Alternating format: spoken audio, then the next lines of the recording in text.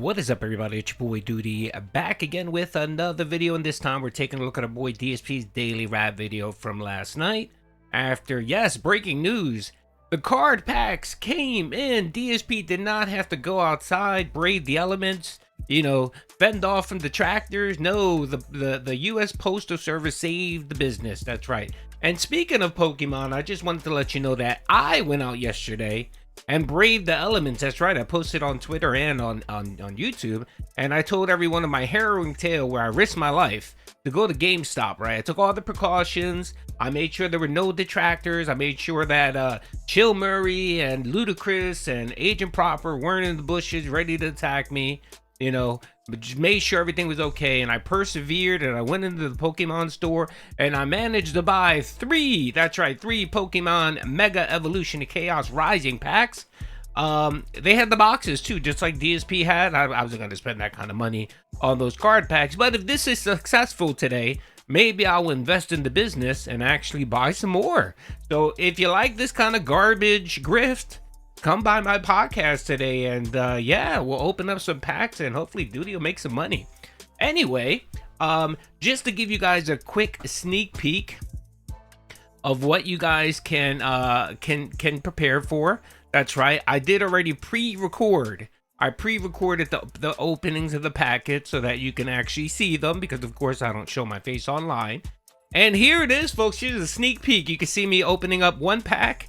And yes, Doody does have the gate gloves. That's right, they're not white, but still, you can still see Doody's hand there. And yeah, it's gonna be an exciting time. Stop by, it should be a lot of fun. Alrighty, enough of the plug. Let's get into today's video, and let's see what Phil had to say on the Daily Wrap. There, guess what time it is? It's time for the Daily Wrap, which is when I recap everything that went down here today on DSP Gaming in a nice little concise package, so you know what you missed if you weren't around today. Let's talk all about today, because today was a very interesting and good day for various different reasons. Let's go. We started off today with a DSP morning show and a very special announcement. Completely unexpectedly, my second ever pack of Pokemon cards, a box of Pokemon cards, had arrived early. And I spent the money to get the one that's much in demand, Phantasmal Flames. This apparently is the set that has this Pokemon X Mega Evolution Charizard that's worth a ton of money if you're lucky. Okay, obviously, I don't know if I'm going to be lucky or not. I wasn't super lucky with my first box, so who knows? So that was awesome news, because originally this wasn't supposed to be delivered till tomorrow at the earliest, maybe Thursday, Friday, but it showed up really fast. So with this in tow, we jumped into today's DSP morning show, and we covered various topics, including what. I want to stop here. The first thing I want to say, Phil, is maybe, just maybe, before yesterday on your podcast, maybe you should have apologized to the USPS, the Postal Service. I remember the day before you ranted and raved, called them idiots, morons, losers, don't know how to run a business. You even intimated that they would steal, that you would get a rogue postal person that might steal your Pokemon packs. I mean, you just essentially slandered the whole United States Postal Service. And all because what? You're paranoid, you're delusional, and you're greedy? And you need the packs right away so that you can open up and hawk them? Good God, brother. So first of all, you should have apologized to the U.S. Postal Service. That's the first thing. The second thing is, I got a couple of notations, a couple DMs yesterday saying, oh my God, Doody, you called it. And I was like, what are you talking about? They were like, he went out to get the packs. He went out to bought the packs. He was so desperate that he couldn't wait, that he actually braved the elements and went to GameStop or a card store, to Sean's card store, and bought packs. And I looked at the footage, and no, that is not the case. I just want to say no. Phil did not brave the elements and go outside. No. He's not there yet. The desperation, I think, isn't there yet. It will be, but not yet. He got lucky. The U.S. Postal Service delivered the package early, so he got just a day early. That's all that happened. So for you guys who said Doody called it, no, I can't take credit for it. He actually did not brave the elements, unlike me. That's right, I went out and I braved the elements. I made sure that I took my precautions, and no detractors are hiding in the weeds and the bushes, and I was able to get some Pokemon packs. But Phil didn't do that. Okay, no. Phil only goes out once a week. That's it. And he's not ready to break that. He's not that desperate, okay? So anyway, yeah, he got the Pokemon packs. And of course, what did he do? He spent the whole fucking podcast talking about those stupid ass cards. See, I don't think Phil understands this. Like, when you do these gimmicks, it's basically a novelty. It's supposed to be a novelty, and you're supposed to treat it as a novelty. You're not supposed to make it the focal point of your content, Phil. Because what ends up happening there is even people that thought it may have been funny, or they thought it would be interesting, or kind of as a nice side quest, they're kind of like tired of it. They're tired of you bringing it up. They're tired of you e-begging for it. They're tired of you mentioning, oh, for 50, you know what I mean, Phil? Like, you should learn how to let things just naturally progress. Yeah, but you can't do that. You're so hell-bent on making this money. And I mean, if you watch my video from yesterday where I reviewed his monthly numbers for May, you can see why. The man is hemorrhaging. Like, you know, we're at pre-Kino Casino days, and it's not going to get any better for him because there's nothing new on the horizon. You know, and it's worse now because now he doesn't officially have goals. He doesn't have the vest and the glasses and, you know what I mean, the tie, the tie monetization to those goals. And if he brings them back, he looks like a fucking hypocrite. So he can't do that. He'll get eventually desperate and he'll come up with some new gimmicks. So what he decided to do is, well, he can't bring the vest back. So what else can he, throw to his viewers so that they're willing to throw money at him? And then, of course, like we said, he saw the Quarterings documentary. He saw that he had a channel called Unsleeved Media. And, of course, the light bulb head, flashed on. And he said, oh, I can do this gimmick. My viewers love Pokemon. They're idiots. They throw money at me for this stupid game all the time. Even if it's a 25-year-old game, they're willing to come out and throw money at me. So why not open up packs? And, it's been okay for him. It hasn't been that bad for him. I mean, we've gotten a lot of anonymous donations coming in. So we don't truly know how much money he really made. But now the issue is that his addiction, like everything else he does, he always has to go full tilt. Like the first pack he bought, instead of buying a couple packs, that cost about $7 or $8, which is what I paid at GameStop per pack. Instead of buying, like, say, 4 or 5 of them to see how well it would take off, no, he didn't do that. He bought a $350 box. So, of course, he started getting addicted. He started saying to himself, oh, my God, maybe I might win that Charizard. So, didn't get anything. The most expensive card he got, or most valuable card he got, was worth about $13. And again, that's $13 if it's graded and all that stuff. He's never going to do any of that. So, what does he do? He doubles down and takes money that he received from that card pack, which was roughly about $1,100. That's how much money he made, and ended up spending nearly $500 on a new box, thinking, well, if I spend more money, the likelihood of me winning something big is increased. Very similar to like the lottery. If you guys ever play those scratch off games, you can get a scratch off for $1, $2, $5, $10, $20. You can even buy them in some places for $100. You get $100 scratch off. And people think in their mind, well, the more I pay for the scratch off, the bigger the prize is, and the more likely I'll win. And it doesn't work that way. It doesn't work that way. It really doesn't. So it just means that, yes, you can get a bigger prize, but your odds don't increase. The odds are still the same. It's like 1 in 100,000 or 1 in a million that you actually win the prize. And, he doesn't see that. He doesn't understand how these scams work. It's funny. I find it really funny that the king of grift, DSP, doesn't understand how grifts work. And he doesn't understand how these card packs work. Good God. Anyway, he should just go full on. I mean, he should just buy the Pokemon outfit, wear the Pokemon outfit, wear a Pokemon hat, look like Pikachu, and just go full on Pokemon, like change the background, get the posters up. He might as well just do that. Seriously, his background lighting should be blue and yellow and red, and he should just go full on. Maybe he can dress up as Ash Ketchum, who the fuck knows, but he might as well do it. I mean, he's kind of full tilted now in this grift. Might as well go all the way, right, DSP? Jeez. All right, I'm done talking about Pokemon. It seems like every video I've posted or talked about has been about the fucking Pokemon grift, but let's keep going. Let's see if he says anything. Oh, but by the way, he did wage quit 007, so he'll talk about that now. Going on right now with LTG, which is pretty crazy because I knew people were going to ask me. So I got my opinion and take of that out of the way so that we could just focus on, gaming and hanging out for the rest of the stream rather than being bombarded with a million questions. Oh yeah, I forgot about the LTG thing. So first of all, no one gave two shits about your opinion of LTG. Your viewers really didn't care. They really didn't. Everybody in the chat was saying, I thought you weren't about the drama. Why are you talking about this? And the interesting point that a lot of people in this chat were making, and I was making the same point, is, Phil, why are you talking about someone's personal life? Not only are you talking about LTG's personal life, which you, sir, condemn anyone talking about your personal life, right? You know, you love to say, well, you could talk about me as the content creator, but you shouldn't bring up my family, my wife, my marriage. You know, you shouldn't bring any of that up, right? And here you go, going on for 30 minutes talking about LTG, about his baby, about his baby's mama, you know, basically saying he's a deadbeat dad. So what you're essentially signing off on, Phil, is you're saying that criticism of family members and children, in your eyes, is okay. That's what you're doing. So the next time, Phil, you decide to crash out that someone's talking about your fat wife, I'm going to point to that video and just say, wait a minute, Phil, you signed off on this.